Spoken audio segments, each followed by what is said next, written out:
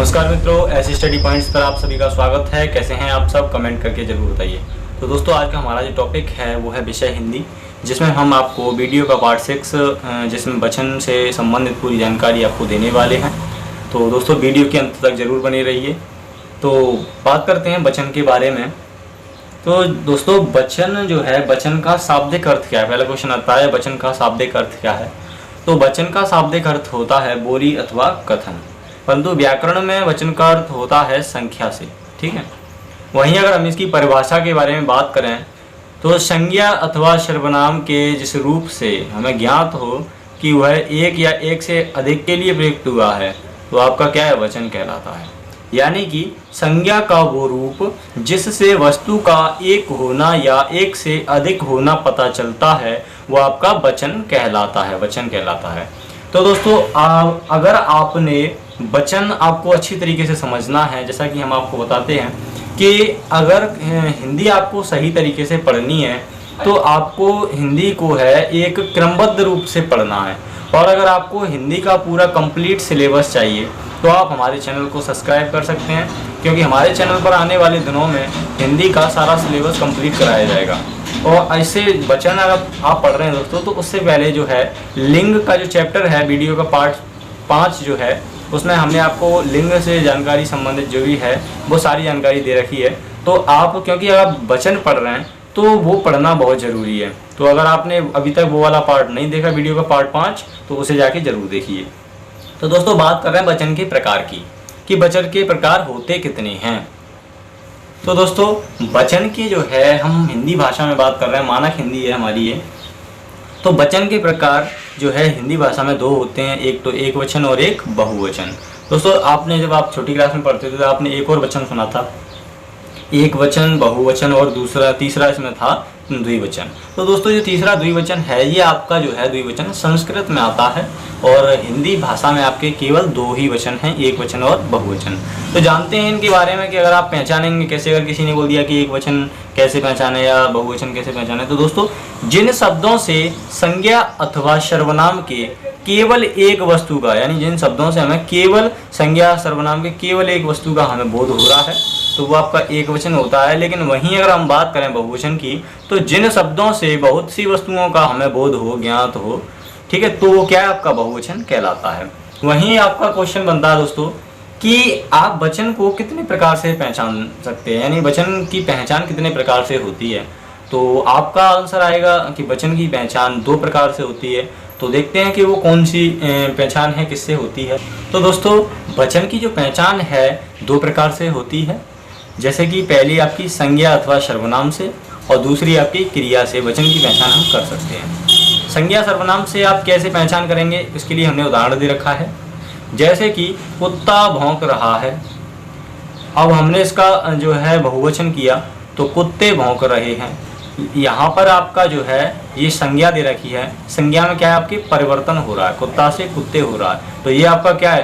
परिवर्तन जो हो रहा है। तो इस प्रकार से आप देख रहे हैं कि संज्ञा में परिवर्तन हो रहा है, तो एक तो इस प्रकार से आप इसकी पहचान कर सकते हैं।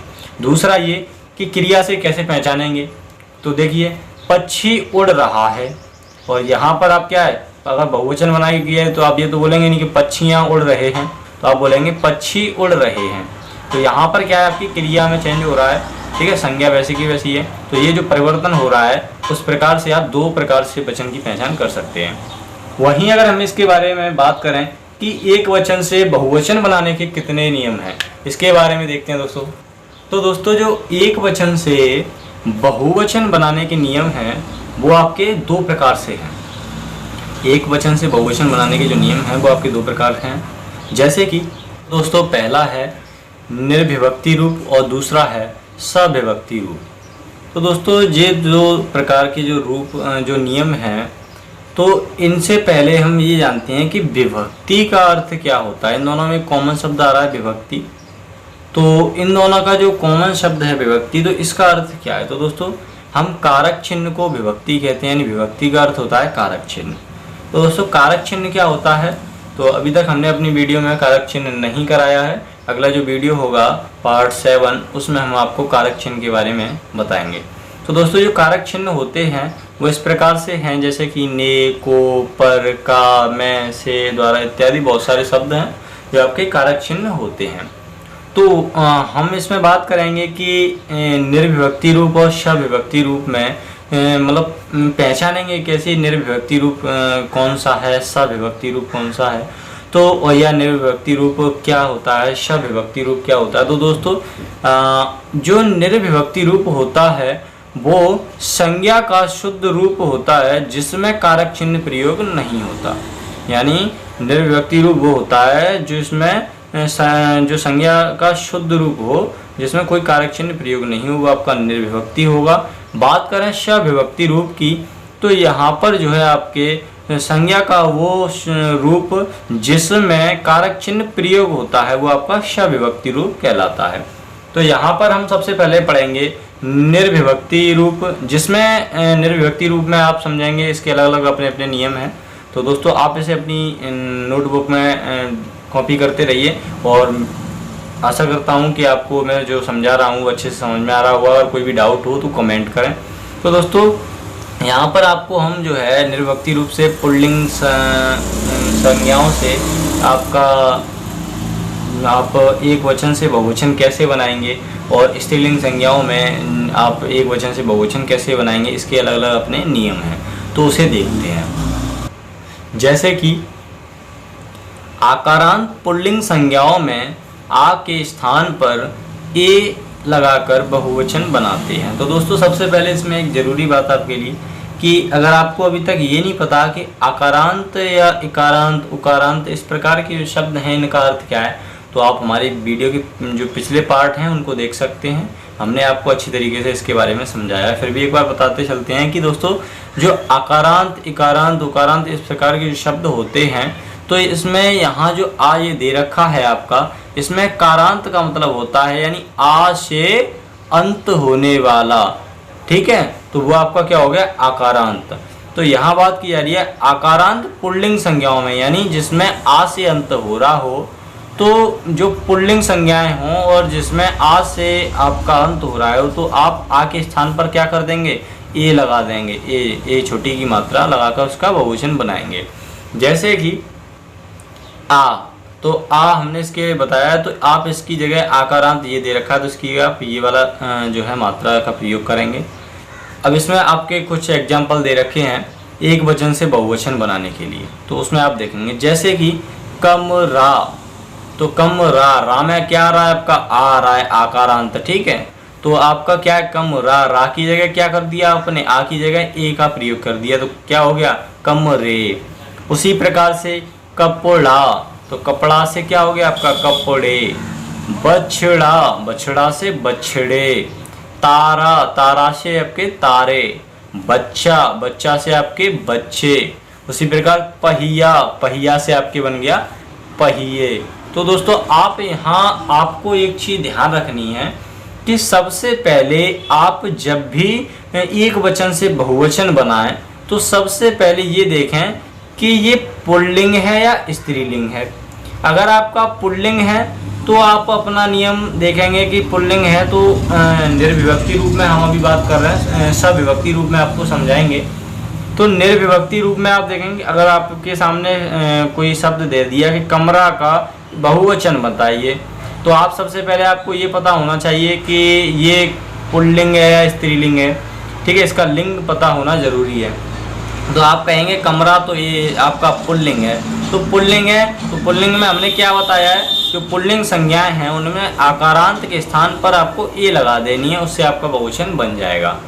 उसी प्रकार अगर हम बात करें कि अकारांत, इकारांत, ईकारांत, उकारांत, उकारांत, ऋकारांत जैसी जो पुल्लिंग संज्ञाएं हैं वो एक वचन होती हैं, तो उनके बारे में जानते हैं। तो दोस्तों सेकंड नंबर पे आपको समझा रहे हैं कि जो आपका सेकंड पॉइंट है पुल्लिंग संज्ञाओं से संबंधित निर्विभक्ति रूप में, तो यहाँ पर आपका अकारांत, इकारांत, ईकारांत, उकारांत, उकारांत और एक और आपका होता है यहाँ ऋकारांत। तो ये आपकी जो पुल्लिंग संज्ञाएं हों आपका, यानी कोई भी एक शब्द दे रखा हो जो पुल्लिंग में हो और वहाँ आपका आ से अंत हो रहा हो, ई से अंत हो रहा हो, ई से अंत हो रहा हो, ऊ से अंत हो रहा हो, ऋषि से अंत हो रहा हो, तो आप वहाँ पर जो आपका एक वचन से बनाने की बात की जा रही है, तो वो हमेशा ही एक वचन होगा, और इनका जो एक वचन होता है वो बहुवचन भी उसका एक जैसा ही होता है, उसमें कोई भी आपका परिवर्तन नहीं होता है। उसके उदाहरण देखते हैं। जैसे कि दोस्तों एक वचन से बहुवचन बनाने की बात की जा रही है, तो आप देखेंगे जैसे कि गुरु, गुरु, तो यहाँ पर आपका क्या आ रहा है, उ। तो उ आपका किस में आता है, पुल्लिंग में आपका उ क्या होता है, ये एक वचन होता है। तो एक वचन से आप जब उसका बहुवचन बनाएंगे तो वो कैसा रहेगा, बहुवचन और एक वचन समान रहता है। वहीं अगर हम बात करें भालू, तो यहाँ पर भी आपका उ कारांत आ रहा है, तो ये आपका क्या रहेगा, भालू। ठीक है, साधु, तो साधु। हाथी, ई कारांत आ रहा है, तो ये भी आपका ई रहेगा। ठीक है, हाथी रहेगा, बहुवचन ये सेम रहेगा। भाई, तो ई आपका आ रहा है, तो ये ऐसा ही रहेगा। फूल आ रहा है, अकारांत हो रहा है, तो ये भी आपका क्या है, बहुवचन एक वचन सेम रहेगा। बात करें हाथ, हाथ यहाँ पर अकारांत आ रहा है, तो ये भी आपका एक सा ही रहेगा। दिन, तो दिन, और तो यहाँ आपका अकारांत आ रहा है, तो ये भी एक सही रहेगा। फल, अकारांत आ रहा है, तो ये भी आपका एक सही रहेगा।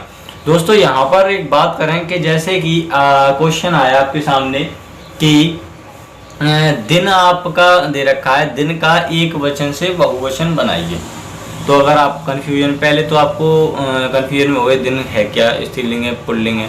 तो सबसे पहले दोस्तों आपको ये ध्यान देना है कि दिन जो है आपका, हमने आपको पिछली वीडियो में ट्रिक भी बताई है कि कैसे आप पहचान सकते हैं। तो दिन आपका जो है पुल्लिंग है। ठीक है, दिन आपका पुल्लिंग है, तो आप सबसे पहले अपने दिमाग में सोचेंगे कि दिन आपका जो पुल्लिंग है, तो पुल्लिंग में अगर हम एक वचन से बहुवचन बनाते हैं, तो पुल्लिंग में हमने पढ़ा है कि जो अकारांत, इसमें पीछे क्या आ रहा है, अकारांत और इकारांत, ईकारांत, उकारांत, ऋकारांत, ऐसे शब्द आए, तो उनसे अगर अंत हो रहा हो तो वहाँ आपका एक वचन और बहुवचन सेम रहता है। लेकिन वहीं अगर हम बात करें कि सविभक्ति में, तो दोस्तों सविभक्ति जब होगा तो वो आपका यहाँ आपका कारक चिन्ह का प्रयोग होगा, उसके बाद में इसमें बदलाव होगा। अगर आपका इसमें ये आपका संज्ञा का शुद्ध रूप है, तो इसमें जो है आपका ये सविभक्ति नहीं होगा, ये आपका निर्विभक्ति है। तो आपका जो इसमें पुल्लिंग में एक वचन से बहुवचन बनेगा वो एक सा ही रहेगा। अब बात करें हम, यहाँ तक आपका हुआ कि निर्विभक्ति रूप से पुल्लिंग आप बनाना सीखे कि पुल्लिंग संज्ञाओं से हम एक वचन से बहुवचन कैसे बनाएंगे।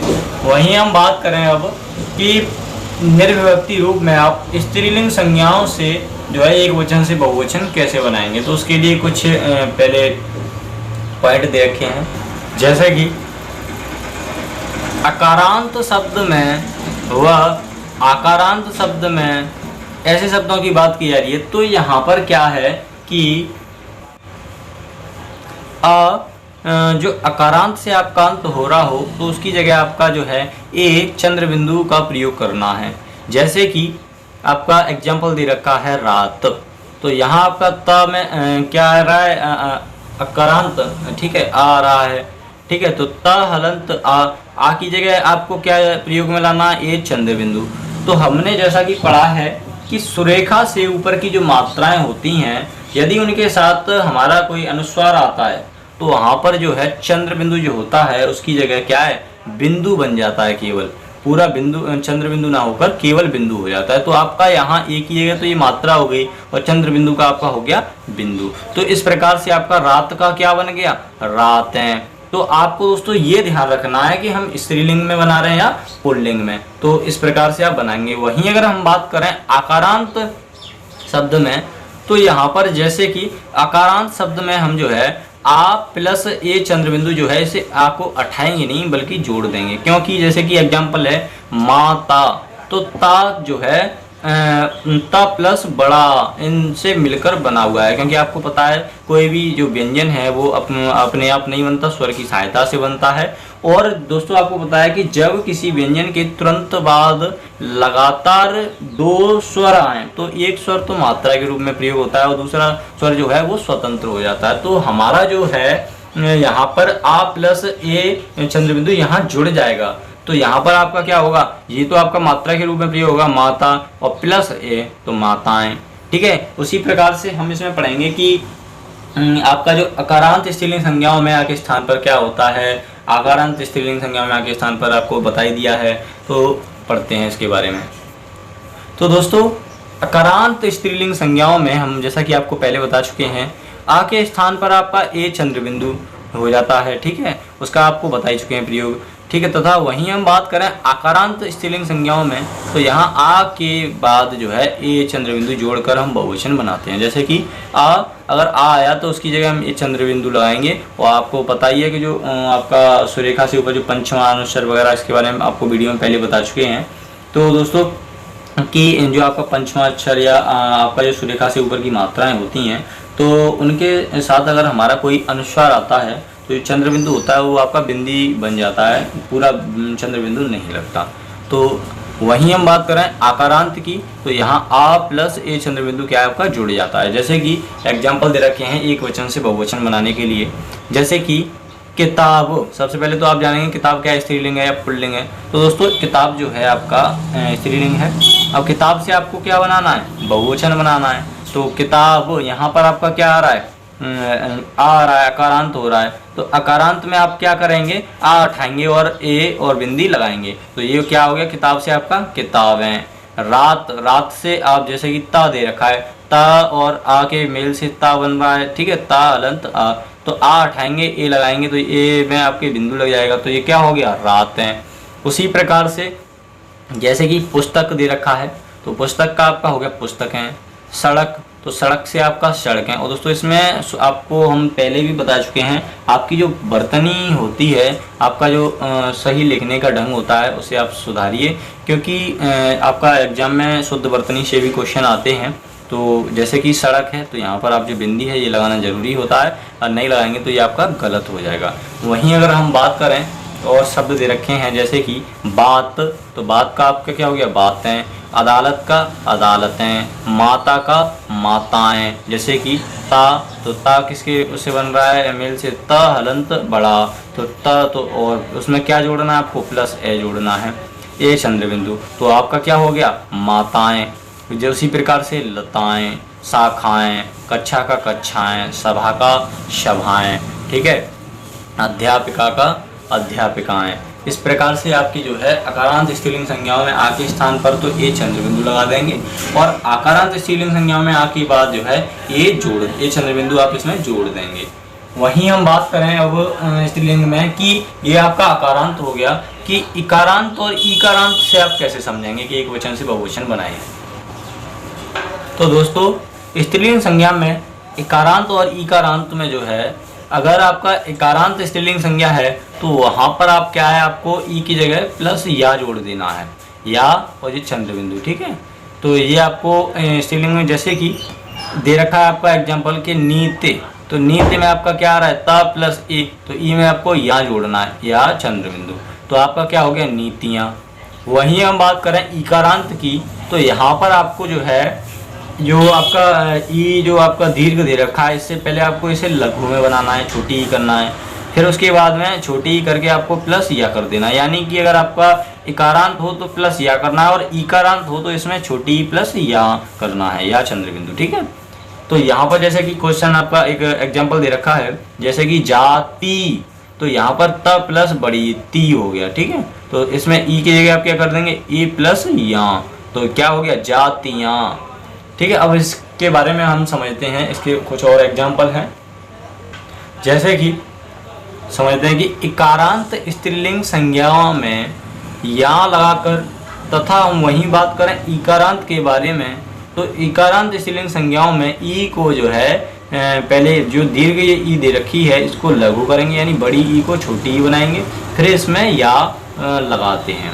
जैसे कि आपका एक वचन से बहुवचन बनाने के लिए दे रखा है, जैसे कि नारी, तो यहाँ पर आपका ई आ रहा है बड़ी, तो हम इसको छोटी में कन्वर्ट करेंगे, तो इसका हो जाएगा नारियाँ, ठीक है। बड़ी से छोटी बनाएंगे, फिर उसके बाद हम इसको जो करेंगे, अगर छोटी दे रखी है तो हम केवल यहाँ लगा देंगे। उसी प्रकार से जैसे कि गाड़ी, तो गाड़ियाँ, रीते, तो रीतियाँ, ठीक है, साड़ी, तो साड़ियाँ, बच्ची, तो बच्चियाँ, घड़ी, तो घड़ियाँ, ठीक है, नदी, नदियाँ, नाली, तो नालियाँ, कुर्सी, कुर्सी का आपका कुर्सियाँ। तो दोस्तों मैं समझता हूँ कि आप इसे अच्छे से समझ रहे होंगे, और अगर आपको कोई भी डाउट हो तो कमेंट करें। वहीं हम बात करेंगे आपका इकारांत और इकारांत क्लियर हो गया, तो वह बात करते हैं उकारांत और उकारांत के बारे में कि स्त्रीलिंग संज्ञाओं में उनका प्रयोग कैसे करेंगे एक वचन से बहुवचन बनाने में। तो दोस्तों उकारांत स्त्रीलिंग संज्ञा में जो है ए चंद्र बिंदु लगाकर, तथा उकारांत स्त्रीलिंग संज्ञा में जो बड़ा ऊ दीर्घ आपका दे रखा हो उसे आप छोटा ऊ लघु बनाकर जो है उसमें ए लगाएंगे। जैसे कि आपका इकारांत और इकारांत में दे रखा है, ठीक उसी प्रकार से लगभग है इसमें। जैसे कि आप वहाँ यहाँ दे रखा है और यहाँ पर ए चंद्र बिंदु है, बस इतना है। तो यहाँ जैसे कि ऊ की जगह आप अगर आपका उकारांत आ रहा है तो आप क्या करेंगे, ऊ की जगह प्लस यहाँ का वो ए चंद्र बिंदु कर देंगे, और इकारांत में आपका क्या था, प्लस या कर रहे थे।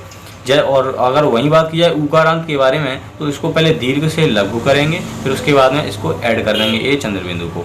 तो यहाँ जैसे कि एग्जांपल है एक वचन से बहुवचन बनाने के लिए, जैसे कि बधू, तो बधू इसमें आपका उकारांत आ रहा है, तो बधू का आप क्या करेंगे, पहले तो बड़ा हुआ है तो उसका दीर्घ का लघु करेंगे, तो बधू। वहीं बहु तो बहुएं, वस्तु तो वस्तु से वस्तुएं, गौ गौ से गौएं।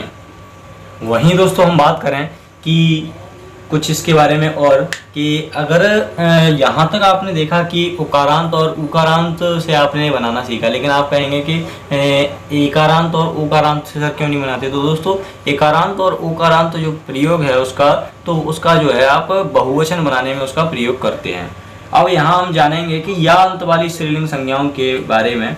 तो या अंत वाली जो स्त्रीलिंग संज्ञा, वहाँ पर जो है या के ऊपर केवल चंद्र बिंदु का प्रयोग होता है, यानी केवल अगर आपकी स्त्रीलिंग संज्ञा बात दे रखी हो और वहाँ पर अगर या है तो वहाँ पर कुछ आपको नहीं करना, केवल या के ऊपर अगर एक वचन से बहुवचन बनाना है तो केवल या की जगह आपको क्या करना है, चंद्र बिंदु लगाना है केवल। तो जैसे कि एग्जांपल दे रखे हैं कुछ एक वचन से बहुवचन बनाने की, जैसे कि चूहिया, तो चूहिया का आपने क्या कर देंगे, चूहिया, ठीक है। चिड़िया तो चिड़िया से चिड़िया, बोड़िया तो बुढ़िया से बुढ़िया, कुटिया कुटिया से कुटिया, डिबिया से डिबिया, ठीक है। गुड़िया से गुड़िया, बेटिया से बेटियां, ठीक है। इस प्रकार से आप इनका जो है या में चंद्र बिंदु का प्रयोग करके आप जो है बना सकते हैं बहुवचन।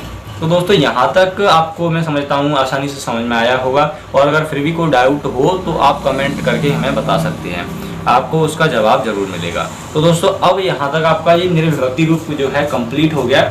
अब हम इसमें देखेंगे सविभक्ति रूप के बारे में, तो आइए चलते हैं उसकी तरफ। तो दोस्तों वहीं हम बात करेंगे सविभक्ति रूप में।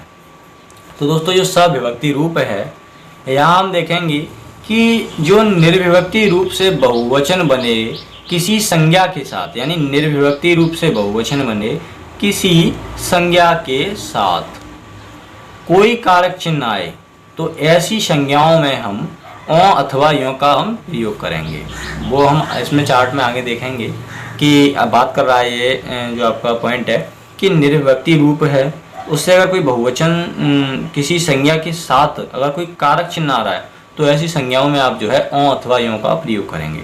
जैसे कि संज्ञा से एक वचन दे रखे हैं ये शब्द, और उसे बहुवचन निर्विभक्ति रूप में कैसे बनाएंगे, सविभक्ति रूप में बहुवचन कैसे बनाएंगे, उसके बारे में इसमें डिटेल में दे रखा है, तो उसको जानते हैं। तो दोस्तों जैसे कि गधा आपका एक वचन दे रखा है, अब बोला जाए कि गधा का बहुवचन बताइए, तो आप बोलेंगे निर्विभक्ति रूप में हमने तो पढ़ा है गधा पुल्लिंग है और आ के स्थान पर इसमें ए हो जाता है, तो ये आप बोलेंगे गधे। वहीं बात की जाए सविभक्ति रूप की, तो यहाँ पर आप क्या करेंगे, यहाँ आपके जो है कारक चिन्हों पर ये है डिपेंड रहता है। अगर कारक चिन्ह आ रहा है तो आप इसे चेंज करेंगे, वरना आप निर्विभक्ति रूप में चलेंगे। जैसे कि गधा से गधे हो गया निर्विभक्ति रूप में बहुवचन, और सविभक्ति रूप में आपका हो जाएगा गधों ने आपके यहाँ कारक चिन्ह कोई से भी हो सकते हैं, ने से को में द्वारा, इस प्रकार से। लड़का का लड़के निर्विभक्ति रूप में बहुवचन होता है और सविभक्ति में लड़कों से लड़कों ने, ठीक है। घोड़ा का घोड़े, तो यहाँ घोड़ों ने। भक्त का आपने पढ़ा है कि एक वचन, जो आपका क्या है, एक वचन है भक्त, और ये क्या है आपका निर्विभक्ति में हम इसको पढ़ते हैं, तो ये आपका जो पुल्लिंग होता है, तो निर्विभक्ति में अकारांत जो शब्द होते हैं वो आपका ऐसा का ऐसा ही होता है, एक वचन का बहुवचन सेम रहता है। तो यहाँ आपका भक्त एक सा है, लेकिन सविभक्ति में बहुवचन इसका हो जाएगा भक्तों ने, ठीक है। वहीं हम बात करें कि अध्यापिकाएं, जैसा कि इसमें हम बता चुके हैं आपको, निर्व्यक्ति रूप में बहुवचन से किसी संज्ञा के साथ अगर कोई कारक चिन्ह आए तो उसमें संज्ञाओं में ओ अथवा यो जोड़ देते हैं। ठीक है, जैसे अध्यापिका, तो यहाँ पर आपका दे रखा है अध्यापिकाएं। ठीक है, उसी प्रकार से यहाँ पर आपका सविभक्ति में इसका क्या हो जाएगा, अध्यापिकाओं ने। अब इसके बारे में दूसरा पॉइंट दे रखा है दोस्तों कि आप आकारांत पुल्लिंग संज्ञाओं में जो एक वचन होती हैं उनके बारे में कैसे, मतलब चाहे कारक चिन्ह आए तो कैसे जानेंगे, तो उसके बारे में देखते हैं।